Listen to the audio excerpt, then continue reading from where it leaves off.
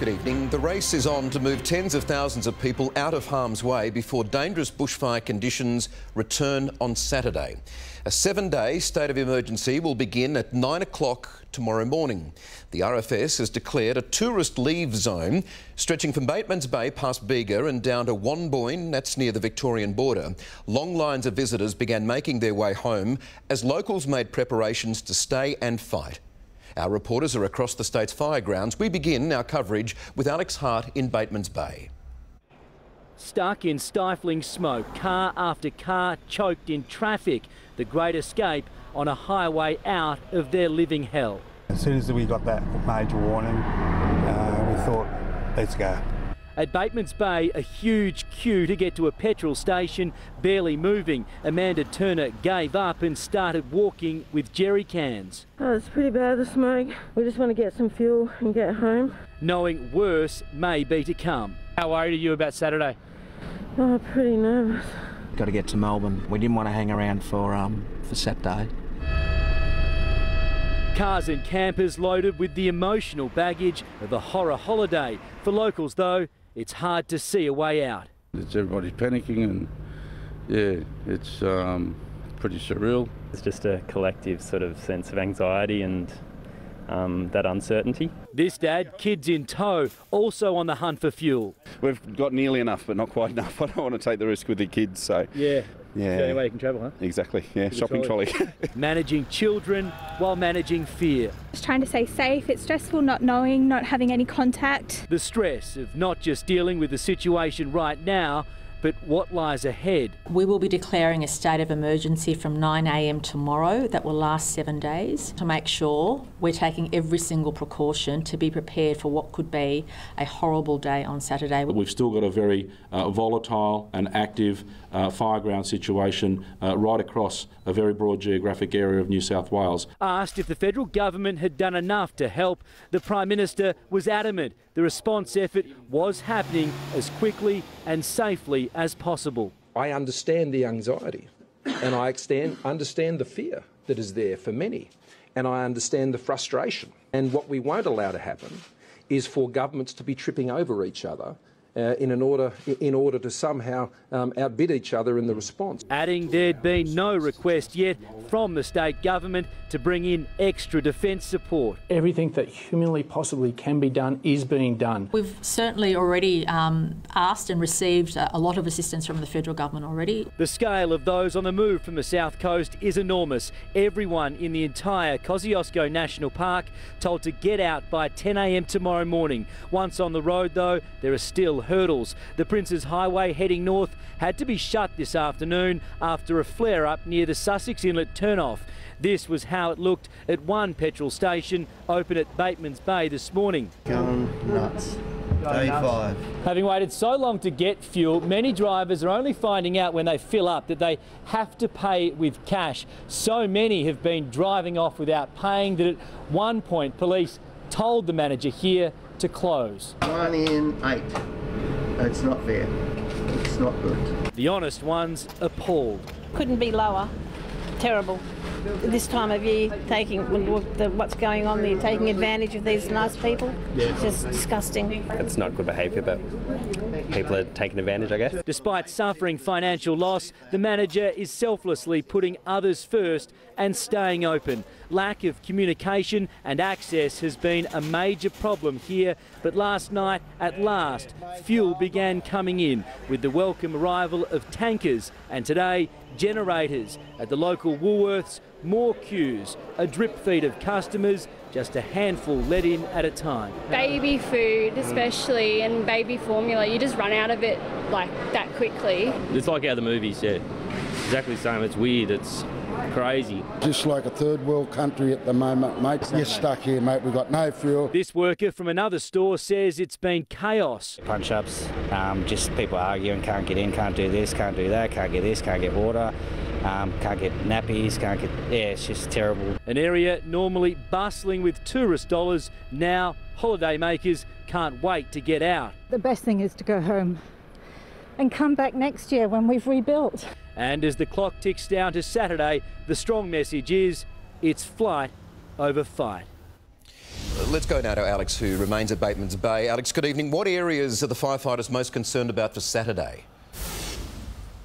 Well, Michael, part of the reason the state of emergency declaration was brought forward is there is just too much fire activity today, much more than was hoped for and expected. This is the edge of the Clyde Mountain fire that tore through in and around Batemans Bay. This afternoon it's forced the closure of the Kings Highway, and also the Princes Highway heading north also remains closed as a result of the Currowan fire. And tomorrow morning, many more people will be hitting the road. Late today, that tourist leave zone has been officially expanded from the Victorian border right up now to South Nowra into the Snowy Mountains, all of the Kosciuszko National Park.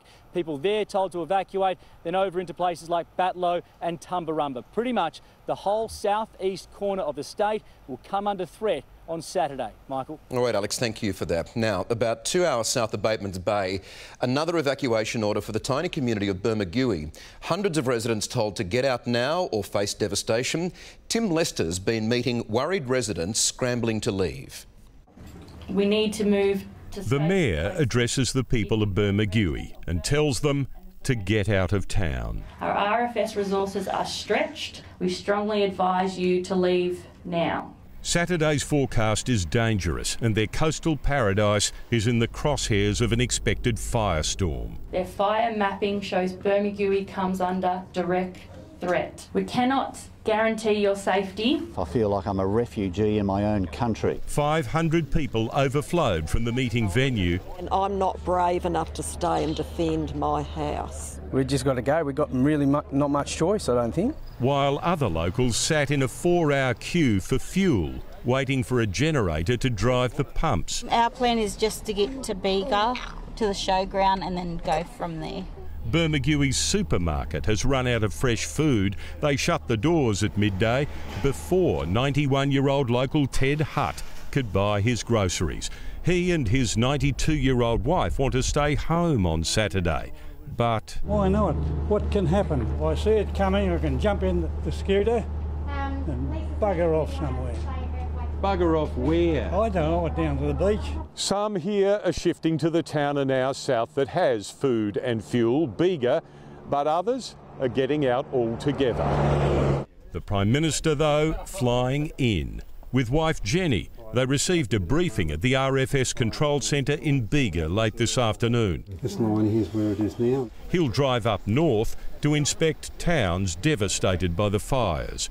I'd love to make it rain. If I can make it rain, mate, it'll be just terrific. Cattle farmer Steve Shipton is still dazed by the firestorm that struck his 1,000-acre farm on Monday. Oh, never seen anything like it. It was just horrendous. 50 of his cows are dead, now left with the heartbreaking task of shooting the injured. It's really hard to deal with that, but I have to do it. It's the most humane thing to do. He may yet have to shoot more. Today, a truckload of donated canola hay turned up to feed the starving herd. Unbelievable. Yeah, never expected this. It's nice to know some lovely people that we do. And Steve has proof of how fickle fire can be. His 2 bins standing together as the flames hit, one untouched, the other... That's your wheelie bin. Yeah, that's what's left of. Tim Lester's at the Bega Evacuation Centre. Tim, hello to you. So what can residents expect there tonight? Well, Michael, scores, perhaps hundreds more South Coast residents flooding in to this evacuation centre and one just like it to the south at Merimbula. That's if the new pitch from government and local emergency services here works. That is, press tourists to get out of the South Coast altogether and ask residents in small towns like Bermagui that are close to fires to leave and come to these evacuation points. Saturday's forecast here in Bega, 43 degrees and windy. In other words, horrible. Authorities clearly believe they need to move people before the fires rather than rely on fighting the flames. Michael? Tim Lester in Bega, thank you. Well, after losing 89 homes, there's mounting misery tonight for one of the worst-hit bushfire towns. A fire flare-up has blocked the main road at Lake Conjola, from where Sam Brett reports essentials are running out and now locals are stuck. House after house after house after house after house. Lake Conjola, 89 homes lost. Both sides of us are gone. Behind us is gone. Across the road's gone. Down the road, like we're about the only house for about a kilometre. Vast areas of the family holiday haven destroyed, and it's getting worse. There's no water. We're all running out of food. We have elderly who need their medications. We have babies who are running out of nappies and formula. Come down with me, it's all right. Look, I'll show you something. As the firestorm approached on New Year's Eve, residents did what they could, no matter how seemingly futile. I've never felt fear like it. We were just yelling out, get down here, get down here. In about 30 seconds, the whole place was just ablaze. Well, she caught up with us. Many had evacuated to the lake, but there was no outrunning the monster. The fiery smoke swamping those who stayed. Even the beach was no escape. Found refuge. Then relief as danger passed. There you go, he's got it. Hey! She's come through. We saved most of the cars, we lost one. From the height of the Conjola Inferno, an image posted around the world as escape routes were blocked and houses were swallowed whole. We didn't have pump water, so the homes we had to watch while they burn, and that was probably the hardest thing. As these cars went up, their engine blocks melted, leaving telltale streams of molten metal. There was just houses just going up everywhere, and you could hear like the gas bottles exploding. No, pardon? By this morning, the order came to evacuate. Cars choked the main exit, finally allowed to go in groups of 20 at a time. Then, this afternoon, a new outbreak jumped the highway. So we've had to close the highway and we're now starting tactical burns. Very dry, very windy, so it's the first time in a very long time they've seen the fire come from the east. Crews have also been installing what appeared to be fireproof power poles. Supplies are being slowly restored. As the fire tore through this region, it was fast and it was ferocious, destroying every home in its path. Some of these homes are holiday homes, but others belong to residents who've lived here for many decades, and now they simply have nowhere else to go. It's practically a war zone. It's just ridiculous. Oh, you all right? Yeah, I can't believe it. For some, a holiday from hell they're getting used to. I'm from up in Noosa, yeah, where we've come from the fires up there and now down to here. All right, let's go now to Samantha Brett, who remains at Lake Conjola tonight. Sam, we're learning a rescue chopper has been called there. That's right, Michael. This is not only a community on edge, but it is also cut off from the outside world. So there were reports that a woman was suffering from breathing difficulties as a result of the smoke that surrounds this area. An ambulance was able to get her, but was unable to get her out to the nearest hospital as a result of the road closures. So an ambulance helicopter has just been sent in to rescue her. So she will be transported by air to the nearest hospital for treatment. This area very much remains a ghost town tonight. The residents and the holiday makers, the ones that have been able to go, and they really have been waiting in this area for hours, Michael, but the ones that have managed to head north are hoping to avoid this area come Saturday when those conditions are forecast to worsen. All right, Sam, thank you very much for that.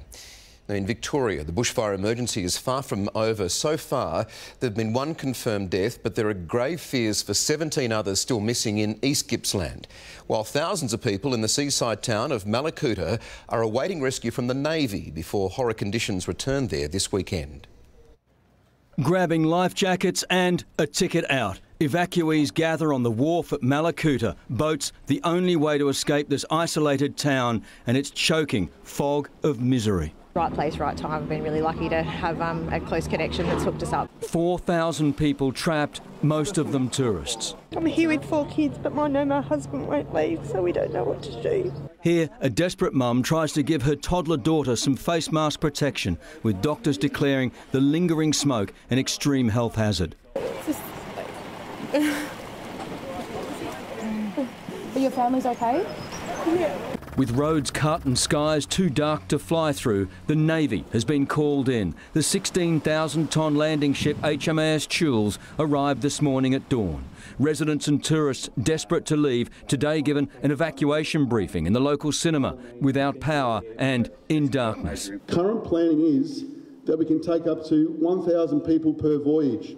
As bottled water was delivered by boat, the town has been told it will be cut off for weeks. Power, food, water, sewerage systems, all compromised. We're just talking about it now. From a family point of view, we've got 2 young kids, so we've got to consider, you know, should we get them off? Can they handle it here? You want to go? Yeah. How come? I do feel a little threatened. The evacuations will begin from 7 a.m. tomorrow. The priority? Relocating those that are sick, the children, vulnerable people. It's not only Malakuta needing evacuation, official warnings for the entire East Gippsland region to act. It's a window of opportunity for people in those areas to leave now. That as they announced another death in Victoria and a dramatic escalation in the number of missing. Now 17. It may be that some of those people are safe, but we do hold very significant fears for the welfare of anybody who is missing at this time. Racing to prevent any more loss. Chris Reason, 7 News.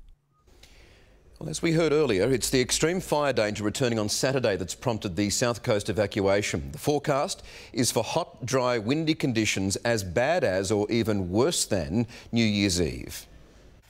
Intensive back-burning efforts hoping to fight fire with fire before the weekend onslaught. We're going to come down because we've got to protect this cable here. These RFS volunteers using today's milder conditions northwest of Sydney to burn off tinder, dry scrub and leaf litter, hopefully meaning less fuel if fires explode again this weekend. We're just past Wiseman's Ferry near the community of St Albans. People here have already come under impact from 3 fires this season alone. The work they're doing now, they hope, will protect the dozen or so properties around here. There's a lot of anxiety for the community. They've been through a lot over the last couple of months with this constant pressure. Not just backburning, but fresh fire trails. This in the Badger Forest, east of Cooma. The contractor told to get it done fast. We're concerned that those conditions on Saturday will be worse than what we've experienced in the last few days. The forecast is ominous. Nowra tipped to see 43 degrees on Saturday, hot west to norwesterly winds turning southerly, maybe a late storm, little chance of rain. Conditions as bad or worse than this. Almost too awful to contemplate. And those wind strengths, particularly across the ranges, will be coming in at 40, 50, 60 kilometres an hour and then gusting to 70 to 80 kilometres an hour. It will be very smoky too, creating health and traffic hazards. This from a fire brigade truck navigating the streets of Bateman's Bay. Latest satellite pictures showing a massive plume over the Tasman Sea. Also today, an update on property losses. So far this season, nearly 1,300 homes destroyed, 382 on the south coast, and more than 3,000 other buildings lost or damaged. And more, they say, still to come. Evan Batten, 7 News. Well, as we brace for Saturday, today offered a bit of a welcome reprieve. Angie Asmus is here with the details. Good evening, Angie. The conditions, they're fairly mild right now. Michael, a lot of the weather warnings we're accustomed to seeing were actually lifted today. That is thanks to these milder temperatures. Bateman's Bay reached a top of 23 degrees. Even Canberra cooled down a little, a top of 33 degrees there. The main instability is happening in the north now with severe storms developing. Let's zoom in on that yellow zone now. Warnings are in place for damaging winds and heavy rainfall. As you can see, though, the rest of the state is bone dry, and that is a big problem. Further south, our attention turns to Saturday. You'll see that hot air mass from the west spreads all the way to the coast. That deep red is high 30s, the brown 40+ degrees. And we've just learned as we go to air tonight, a statewide total fire ban comes into effect from midnight tonight through until Saturday. Michael, more details on that coming up soon. All right, Angie, important. Thank you.